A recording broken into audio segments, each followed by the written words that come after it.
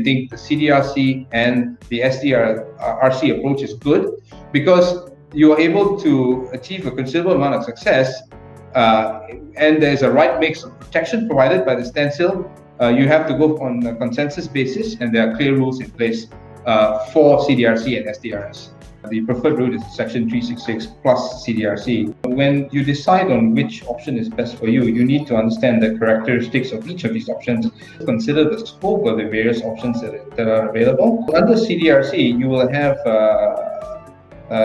they have a definition of what they call participating institutions. Okay, and these are essentially financial institution creditors.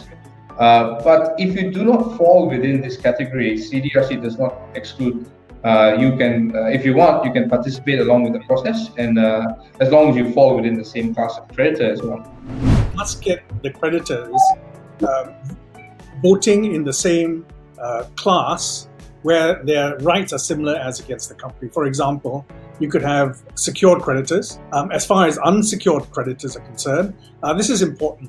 A lot of people ask, look, you know, you have interco debtors, you have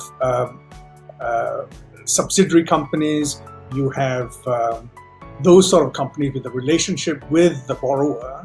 Are they entitled to come in and vote together with the other unsecured creditors? Because in a lot of cases, these interco debts can be quite high, and basically they could swamp out the other unsecured creditors.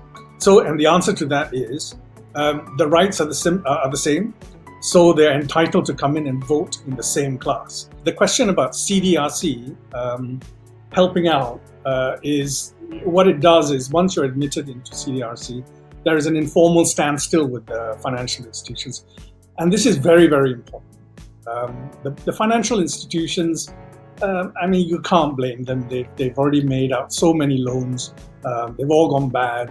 So there can be, you know, a little hostility there. So the protection by CDRC and the help by CDRC to help mediate the matter is actually very important. It makes negotiations with the creditors very difficult if you can't get a moratorium or restraining order. When the directors or the company are in a twilight zone, what they normally call the twilight zone of insolvency. In other words, it could go belly up at any time. And there is a chance that you could restructure. Who does it? It's the directors. They have the power to propose a scheme on behalf of the company. It's a company that proposes a scheme with its creditors, but the only persons who actually can do that are the directors. But obviously management has a huge role to play, and they should supplement the directors. To solve this COVID pandemic problem and the financial aspects of it, you have to preserve the businesses. You preserve the businesses, you must preserve your workforce, and the way to do it is what we call a debtor in possession restructuring. And that is the Section 366 scheme of arrangement. The critical part of that is actually the restraining order. You need protection. And what has happened, I think I've touched on it earlier, is that it's got so strict that you can't get the sort of protection the restraining order required. So you need to relax that as number one. And that has to be done by an act of parliament, but that'll take too long.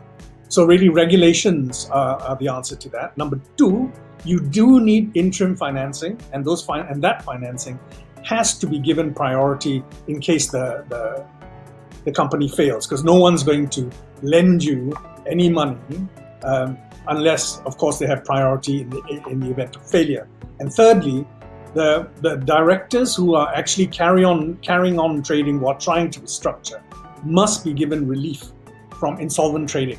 That's very important. Otherwise, they just wouldn't dare go on and carry on trading to try and revive the company.